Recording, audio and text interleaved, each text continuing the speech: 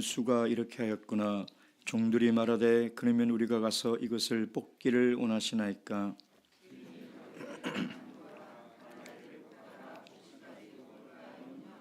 다 함께 읽겠습니다. 시작.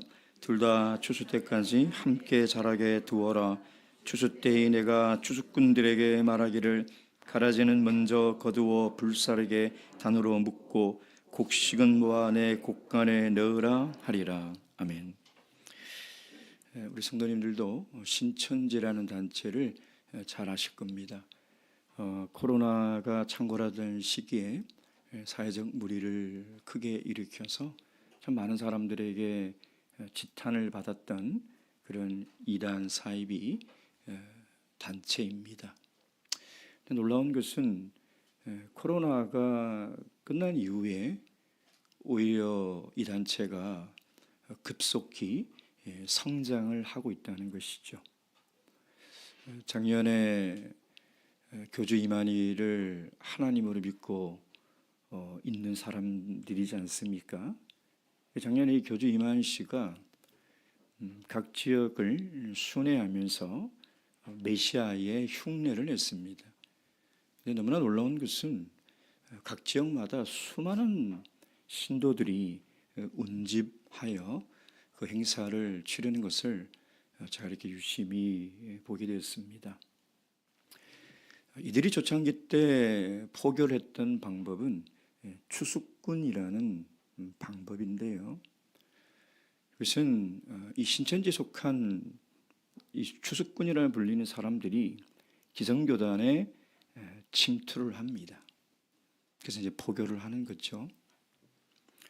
이들은 반드시 주 4회 매회 각 2시간씩 6개월 동안 교육을 받아야 세뇌가 됩니다. 성경을 오로지 비유와 상징으로 풀고 성경은 짝이 없는 것이 없다라는 이런 논리로 모든 성경을 상징적으로 끼워 맞춰서 사람들을 종교적으로 이렇게 가스라이팅을 딱 해버리는 것이죠. 그럼 6개월 동안 그 교육을 받으면 그걸 진리로 믿습니다.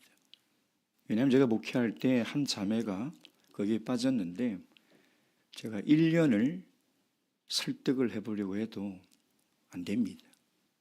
얼마나 강하게 세뇌 교육을 받았는지 지금은 어디 있는지 알지도 못하는 그런 상황인데요.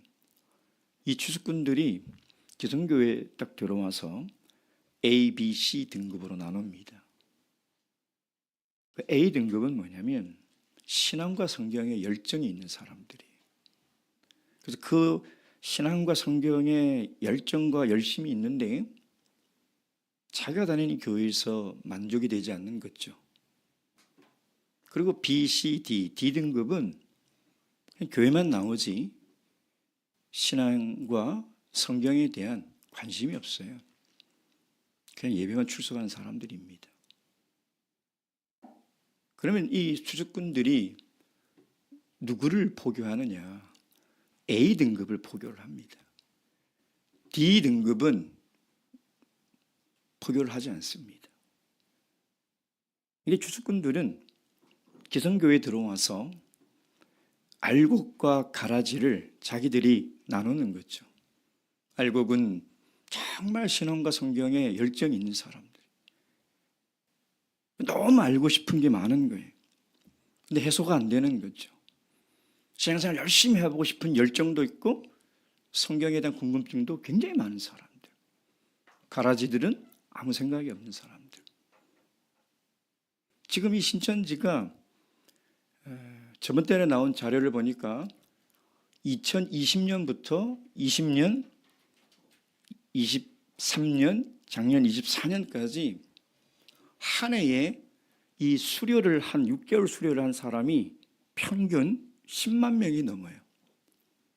무슨 얘기냐면 한 해 동안 전도된 사람이 10만 명이 넘는다는 거예요. 우리 지금 70년이 지나도 3천 명을 못 넘고 있잖아요. 근데 한 해에 10만 명이 넘는다. 전 세계 44개 나라에 1565개의 교회가 이미 서 있고 지금도 급속히 성장하고 있다는 거예요.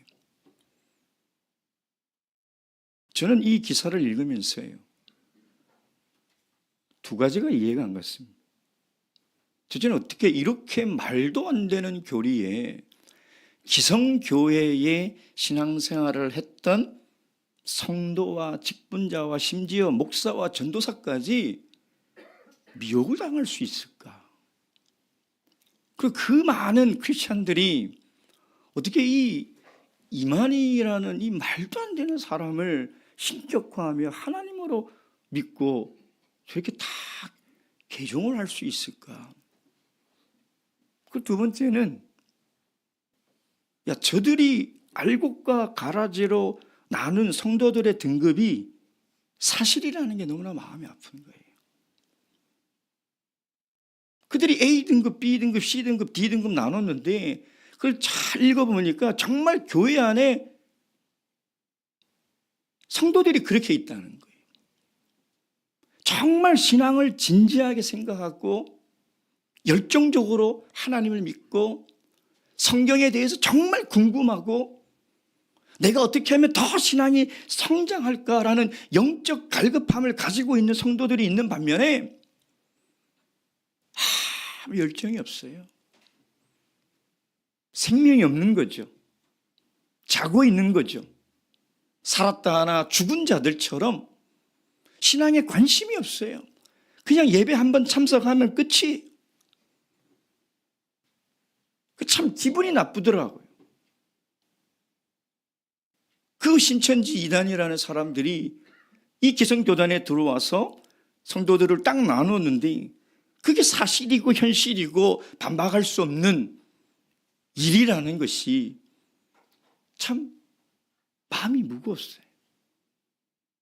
오늘 예수님의 이 가라지 비유는 두 번째 비유입니다. 이 비유는 첫 번째 씨 뿌리는 비유처럼 어떻게 보면 이란성 쌍둥이처럼 굉장히 연관성이 있는 비유이며 동시에 예수님께서 이 하나님의 나라의 특성을 가르치고 있는 건데 하나님 나라의 불완전성, 그걸 지금 이야기를 하고 있는 거예요. 그러니까 하나님 나라가 어떻게 불완전할 수 있냐 이 말. 근데 그게 사실이라는 거죠. 왜? 가라지 때문에. 그 불완전성을 우리가 어떻게 이해하고 받아들여야 하는가? 지금 그 말씀을 우리에게 하고 있다는 것입니다. 이 두 번째 가라지 비유도 예수님께서 다 해석을 하셨기 때문에 이걸 이해하는 데 어려움이 없어요. 아동부들도 다 이해할 수 있는 내용이에요. 문제는 정말 이 비유의 말씀을 통해서 우리가 말씀 앞에 우리 신앙 공동체를 점검해야 된다는 거예요. 중요한 건 정말 이 말씀 앞에 내 신앙을 솔직하게 점검해야 한다는 거예요.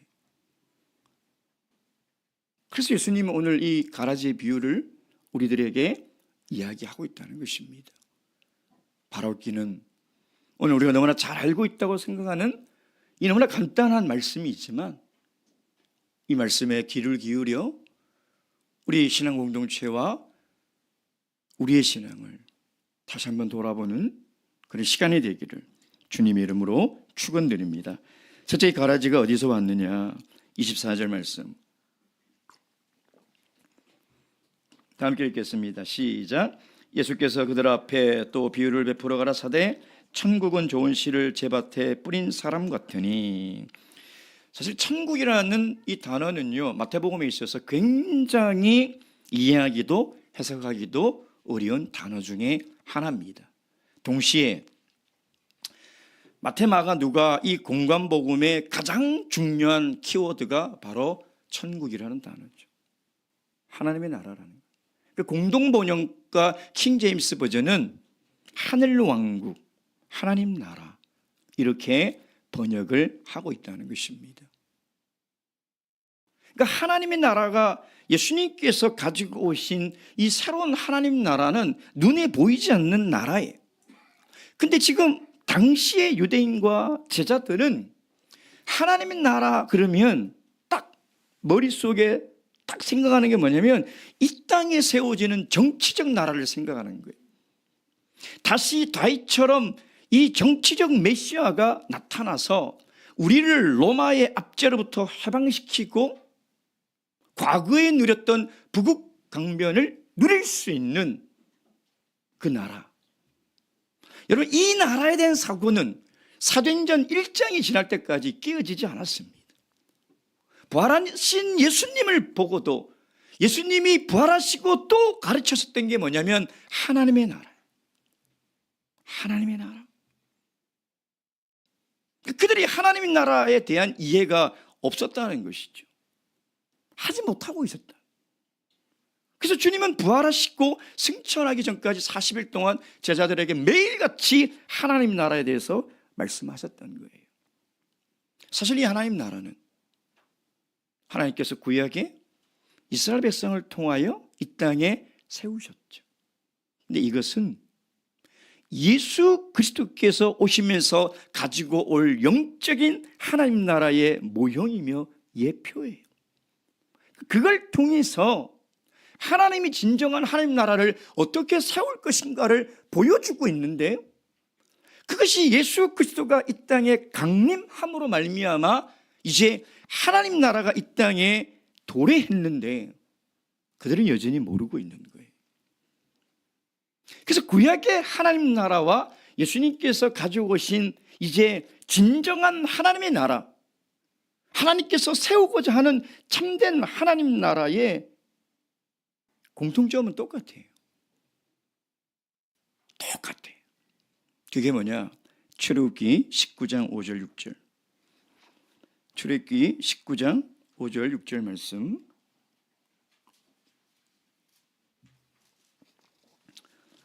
다 함께 읽겠습니다.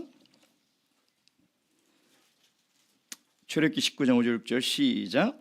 세계가 다 내게 속하였나니 너희가 내 말을 잘 듣고 내 언약을 지키면 너희는 열국 중에 내 소유가 되겠고 너희가 내게 대하여 제사장 나라가 되며 거룩한 백성이 되리라.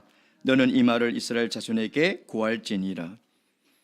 그러니까 구약의 하나님의 나라나 예수님께서 가지고 오신 하나님의 나라의 공통적인 공통분모가 뭐냐? 하나님의 말씀을 듣고 순종하는 거예요. 그래서 제가 씨 뿌리는 비유가 이 하나님 나라에 대한 7가지 비유의 가장 중요한 키워드라고 말씀을 드린 이유가 뭐냐면, 예수님께서 말씀하시는 하나님 나라는 하나님의 말씀으로 세워지는 나라라는 거예요. 하나님의 말씀으로. 하나님의 말씀이 선포될 때 그것을 좋은 밭으로 받아서 열매를 맺느냐? 그렇지 못하느냐? 하나님의 말씀을 통하여 그 사람이 정말 말씀에 순종하며 살아가느냐? 우리가 말씀을 알지만 말씀을 순종하고 살아가지 않는다면 하나님 나라가 아니죠. 하나님 나라는 눈에 보이는 것이 아니에요. 하나님 나라는 이 땅 나라처럼 만질 수도 없고 볼 수도 없는 거예요. 그거 어떻게 알 수 있습니까? 내가 하나님의 백성인 것을, 우리가 하나님 나라의 백성이 것이고 이것이 하나님 나라로 세워졌다는 것을 무엇을 알 수 있습니까? 우리가 하나님 말씀을 듣고 그걸 순종하는 거예요. 순종하지 않으면 하나님 나라가 아닌 거죠. 하나님의 백성이 아닌 것입니다. 그래서 그 말씀을 하시고 두 번째 비유도 똑같이 씨를 뿌리는 비유예요. 뭐라고 되어 있습니까? 24절. 천국은 좋은 씨를 제 밭에 뿌린 사람과 같으니. 그러니까 하나님의 나라는 똑같이 좋은 씨를 뿌린 거라는 거예요. 좋은 씨를 뿌리라는 거예요. 자, 이걸 예수님이 어떻게 해석합니까? 38절.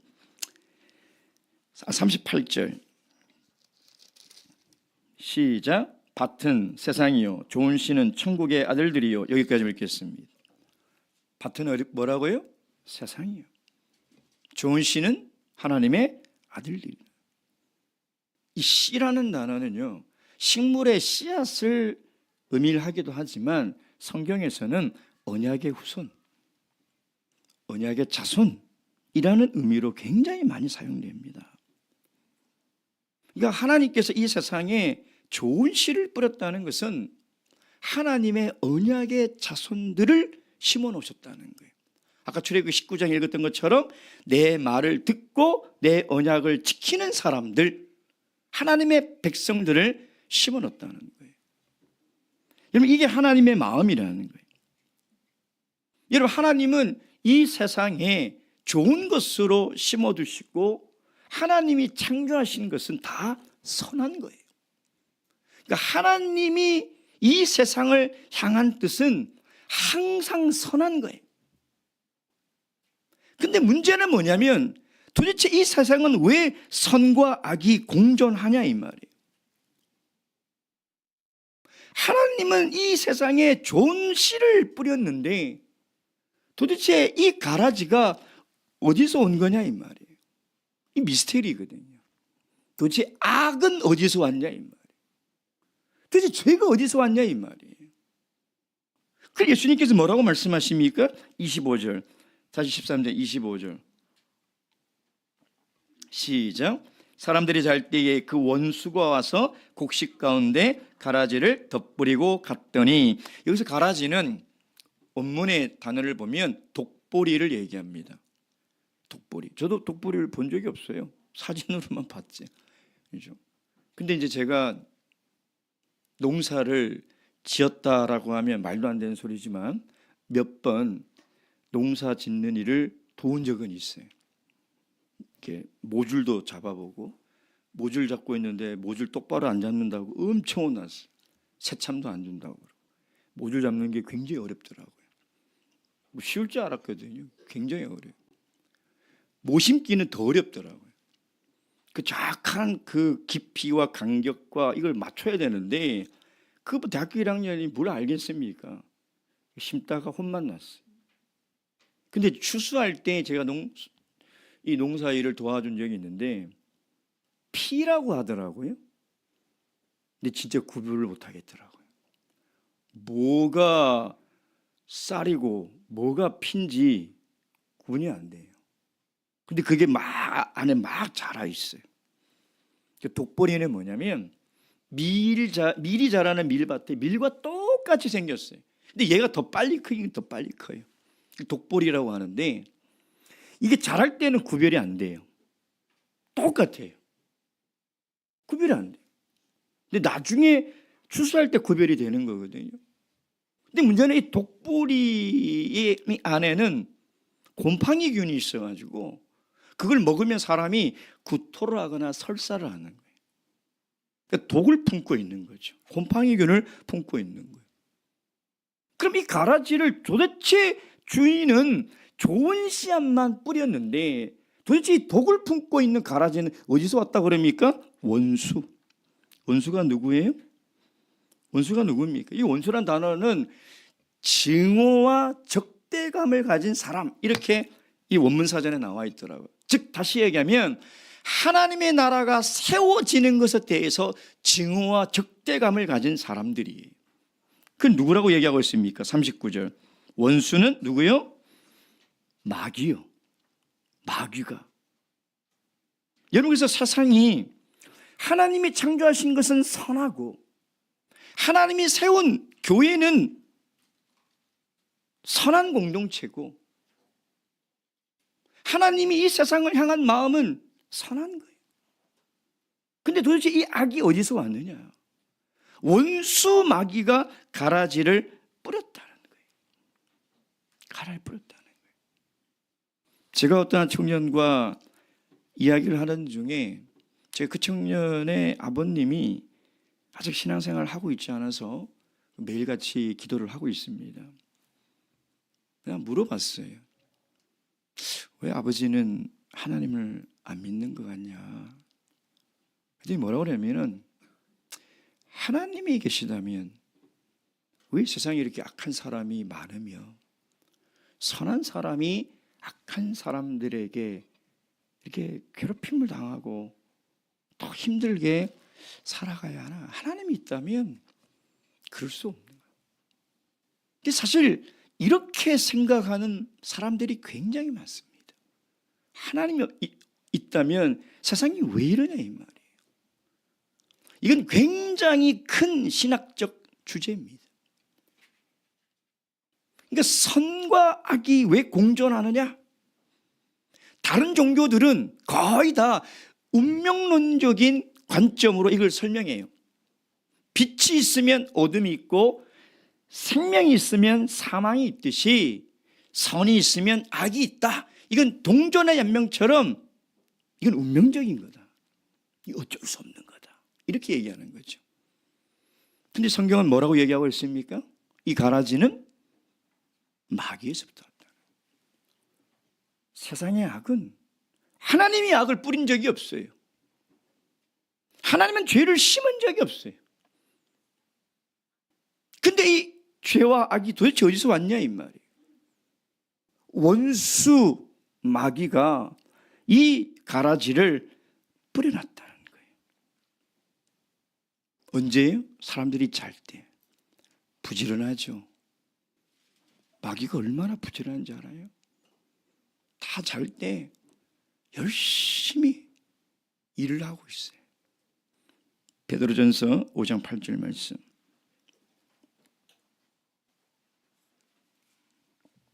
베드로전서 5장 8절 말씀.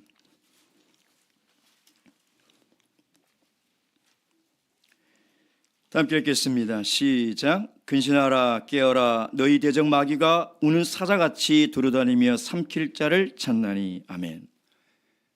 근신해야 됩니다. 신앙에 대해서 해이해지면 안 돼. 그냥 이 정도 하면 되겠지. 그냥 뭐 일주일에 한 번 예배 참석하고 그냥 뭐 적당히 그냥 시간 보내면 되겠지. 여러분 큰일 날 소리입니다. 근신해. 늘 자기를 살피라는 거예요. 정말 내가 이 신앙대로 살아갈 때에 예수님의 인정을 받을 수 있냐 이 말이에요. 깨어 있으라는 거예요. 영적으로 졸지 마시고 영적으로 깨어 있어야 돼요. 마귀는 지금도 부지런히 다니고 있어요. 교회 안에 누가 정말 자기 신앙을 점검하지 않고 깨어있지 않은지 먹잇감을 열심히 찾아다니고 있다.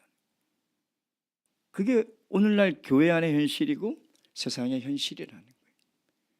그럼 두 번째, 이 가라지를 도대체 어떻게 처리해야 됩니까? 이 하나님의 나라, 하나님은 좋은 것을 심었건만 이 불완전해요. 가라지 때문에. 이 도대체 어떻게 처리해야 되냐 이 말이에요. 28절 다 함께 읽겠습니다. 28절 시작. 주인이 가로되 원수가 이렇게 하였구나. 종들이 말하되 그러면 우리가 가서 이것을 뽑기를 원하시나이까. 이 종들의 말이요, 사실 원문 뉘앙스를 그대로 살리고 있지 못합니다. 그러니까 우리 한글 성경은 이 종들의 마음이 좀 안 실려 있어요. 무슨 얘기냐면 이 종들의 마음은 굉장히 뽑고 싶다는 거예요. 뽑고 싶다. 그래서 원문 그대로를 제격하면 뭐냐면, 주인님, 저 가라지를 우리가 흩어버리면 좋겠는데 허락해 주세요. 이런 뜻이에요. 그러니까 뽑아버리고 싶다는 거예요. 그 강한 가라지를 뽑고 싶은 강한 열망이 사실은 이 주인의 허락을 원하는 이 간청하는 마음에 담겨져 있거든요.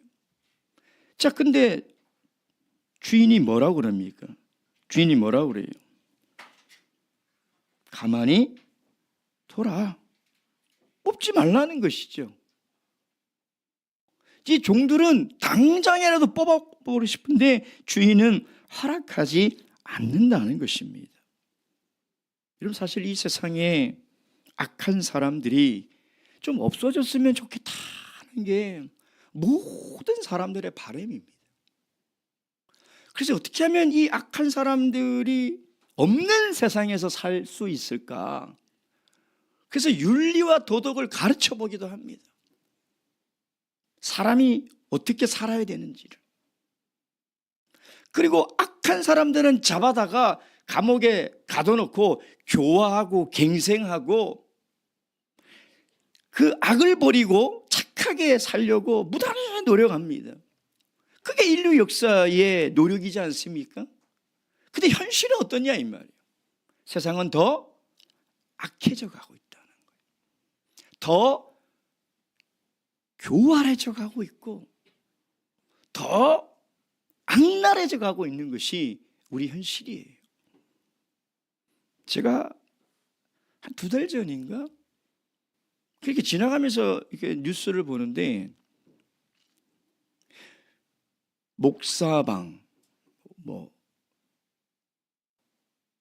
박사방보다 피해자 3배 많음, 이게 타이틀이 뚝 뜨는 거예요. 여러분 박사방 사건이 뭔지 아시잖아요. 그 성착취물을 이용해서 정말 사람이 저지를 수 없는 범죄를 저지른 그 작년에 일어났던 사건 아닙니까? 근데 그 타이틀이 뜨는 거예요. 속으로 제가 아니 박사방 사건도 얼마나 많은 국민들이 어떻게 사람이 이런 짓을 할 수 있을까라고 했는데 도대체 또 어떤 목사가 이런 나쁜 짓을 했지? 하고 제가 쭉 기사를 읽어보는데 박사방 사건의 피해자가 70명인데 이 목사방 사건의 피해자가 200명이 넘는 거예요. 미성년자들도 많고. 근데 저는 목사가 그런 짓을 했나? 야, 이게 또 참 큰일이구나. 근데 보니까 그게 아니라 이 범죄자가 교회에 있는 조직, 이 직분의 명칭, 목사, 전도사, 장로, 집사 이렇게 계급을 나눠가지고 조직적 범죄를 저지른 사건이더라고요. 저는 왜 언론이 이런 자극적인 제목을 실었을까? 참 그게 아쉽고 세상의 악은 더 사악해지면 사악해졌지 절대 이 악은 줄어들지 않는다는 것입니다. 이 주동자가 박사방 사건을 다 알고 있어요. 이 사람이 어떤 중형을 받았는지 다 알고 있어요. 근데 경찰들을 비웃듯이 자기는 절대 안 잡힌다. 그 SNS 그걸 사용하니까 절대 잡을 수도 없다. 아주 혼장담하면서 이 경찰 수사력을 조롱하며 더 교활하게, 더 악랄하게 죄를 저질렀거든요. 제가 그걸 보면서 사람의 죄악은 점점 자라나지 절대 이 악의 문제를 해결할 수 없다는 거예요. 근데 많은 사람들의 일 사건이 나면 제발 저 나쁜 사람들 좀 없어졌으면 좋겠다. 그래서 그런 사람들은 사회와 영원히 격리시켜라. 그런 생각을 가지거든요. 그게 당연한 생각이죠. 근데 주인이신 하나님은 뭐라고 그러냐면 가만히 두라는 거예요. 참 이해가 되지 않습니다. 근데 이게 하나님의 섭리예요.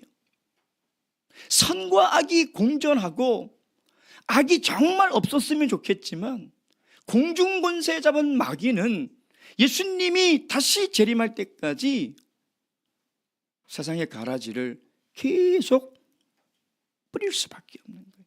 근데 그만두라는 이유가 뭡니까? 29절 함께 읽겠습니다. 시작. 주인이 가로되 가만두어라. 가라지를 뽑다가 곡식까지 뽑을까 염려하노라. 이 밀과 독보리는요 겉으로 드러나는 것도 구별이 되지 않지만 더 문제가 뭐냐면 땅속으로 들어가면 뿌리들이 서로 엉켜 있대요. 그래서 이 밀을 가라지를 뽑으려고 뽑으면 뿌리가 엉켜 있어가 그것까지 다 같이 딸려 나온다는 거예요. 이게 정말 문제인 거죠. 뽑을 수가 없어요. 여러분 여기에 밭은 세 가지로 해석이 됩니다. 첫째는 우리가 지금 계속 얘기하고 있는 세상, 두 번째는 교회, 세 번째는 마음. 이 세 가지로 해석이 되거든요. 근데 두 번째, 교회. 주인이 밭에 좋은 씨를 뿌렸는데 그 좋은 씨를 뭐라고 얘기하냐면 하나님의 뭐라고 얘기했습니까? 좋은 씨는 38절 천국의 아들들이라고 그랬죠. 천국의 아들들. 여기서 말하는 천국의 아들들은 누굴 얘기합니까? 하나님의 백성. 오늘날 얘기하면 그리스도인들을 얘기하는 거예요. 그러니까 그리스도인들이 모여있는 공동체가 교회이지 않습니까? 그러니까 하나님은 이 교회를 세울 때 좋은 씨를 뿌리는 거예요. 하나님의 아들로 이 교회 공동체를 만들어 놓은 거죠. 그래서 교회 공동체는 작은 천국이에요. 그래서 이 교회를 통해서 하나님은 천국의 기쁨과 평안과 위로와 소망과 그 천국에서 맛볼 수 있는 모든 것을 이곳에서 누리기를 원하고 있는 거예요. 그러니까 우리가 교회에서 만약에 그걸 느끼지 못하고 누리지 못하면 우리 공동체를 다시 한번 점검해 봐야 돼요. 정말 우리 교회 공동체의 신앙의 안에 들어오면 정말 천국의 기쁨이 있는가? 영적인 기쁨이 있는가? 그리고 그 위로와 나눔들이 있는가? 그냥 세상 사람들처럼 어쩔 수 없으니까 만나고 어쩔 수 없으니까 대면대면 인사하고 헤어지고 또 각자의 삶을 살면서 서로 무관심하고. 여러분, 교회 공동체는 하나님이 좋은 씨로 천국의 아들들을 세우는 것이 교회 공동체라는 거예요. 근데 가라지를 뿌렸다는 것은 38절, 가라지는 누구라고 얘기합니까? 가라지는 악한 자의 아들들. 어디에? 교회 공동체 안에요.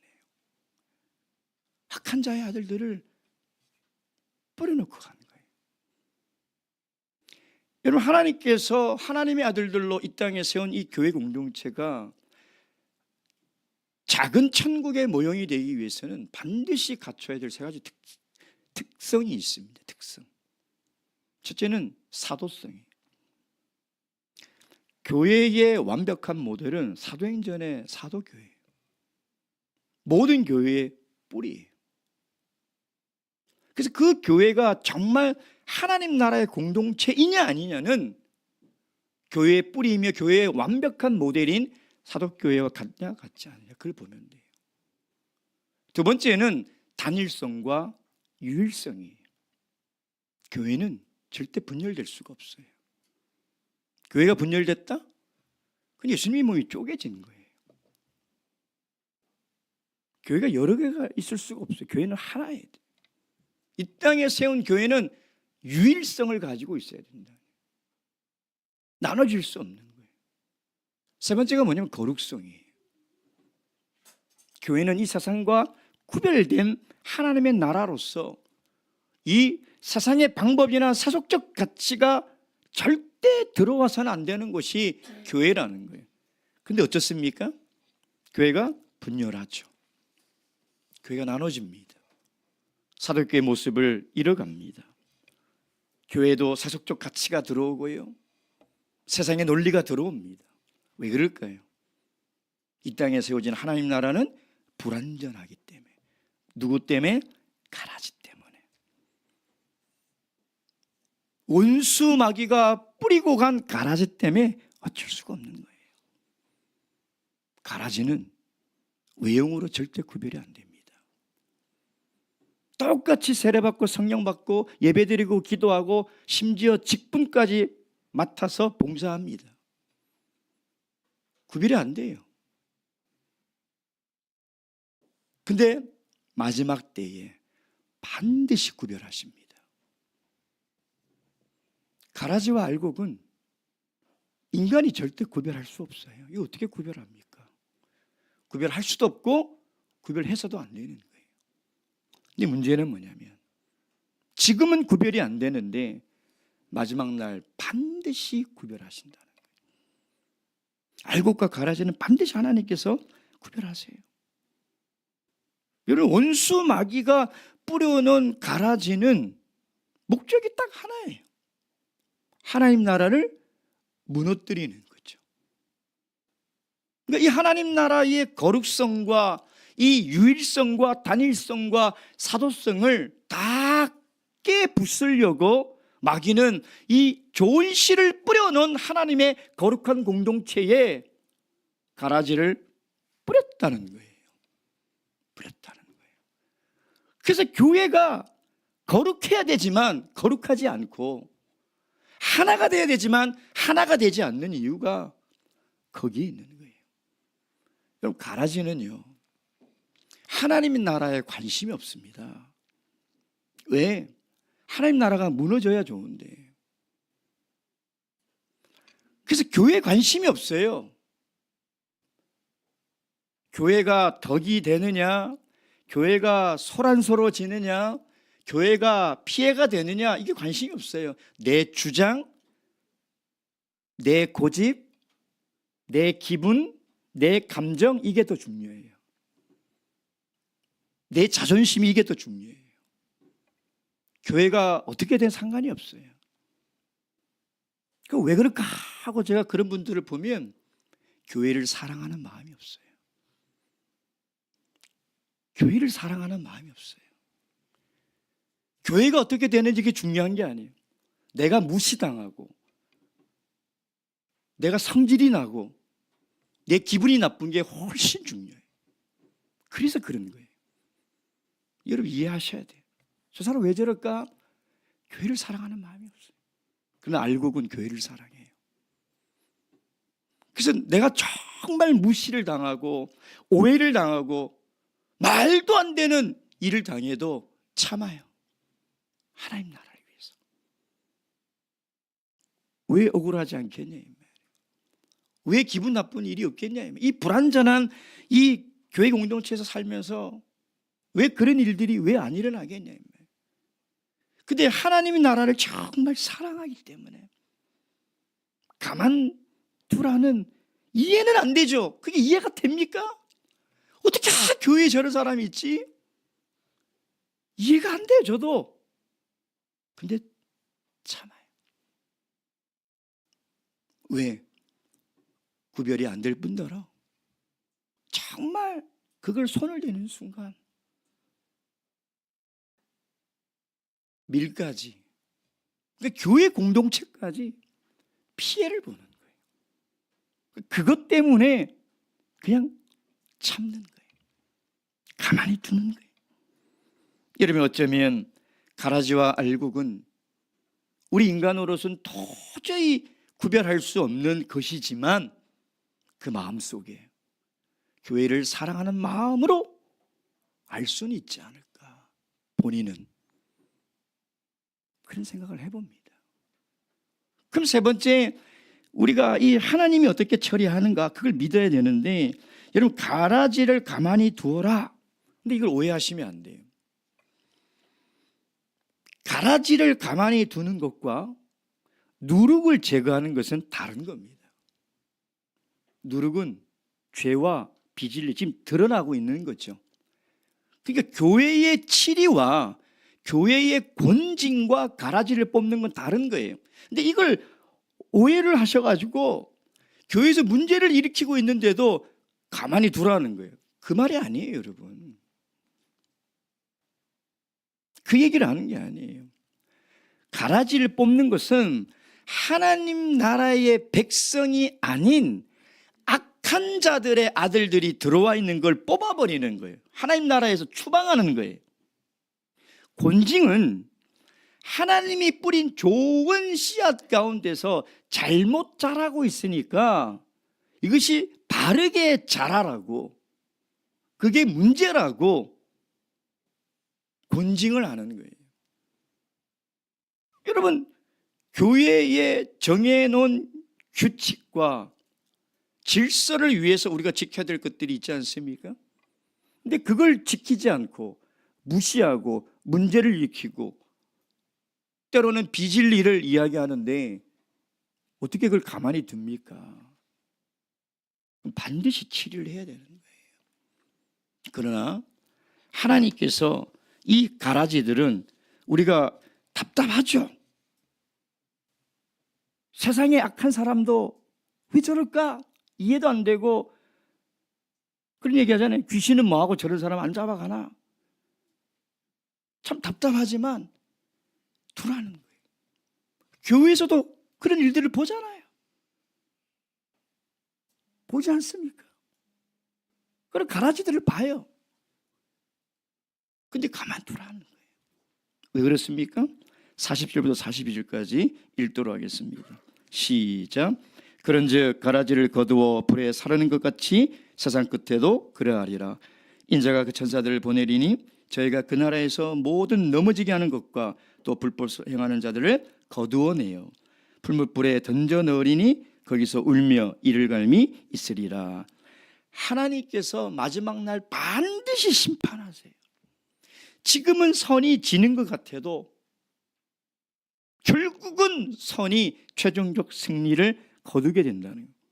근데 하나님께서 반드시 심판할 사람들이 누구냐면 저희가 그 나라에서 모든 넘어지게 하는 것, 실족케 하는 것들, 다른 사람의 신앙을 실족케 하는 사람들, 방해하는 사람들, 그 사람들과 불법을 행하는 자들, 이 사람들을 반드시 하나님께서 풀무불에 던져 넣으리니 거기서 울며 이를 갈미 있으리라.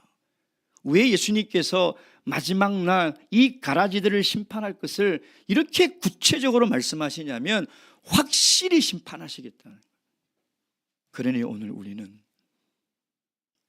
그 심판하실 하나님의 주권을 믿어야 돼요.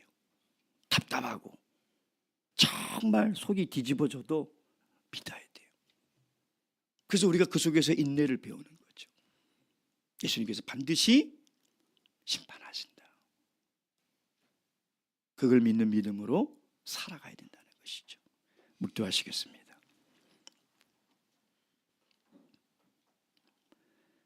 할렐루야.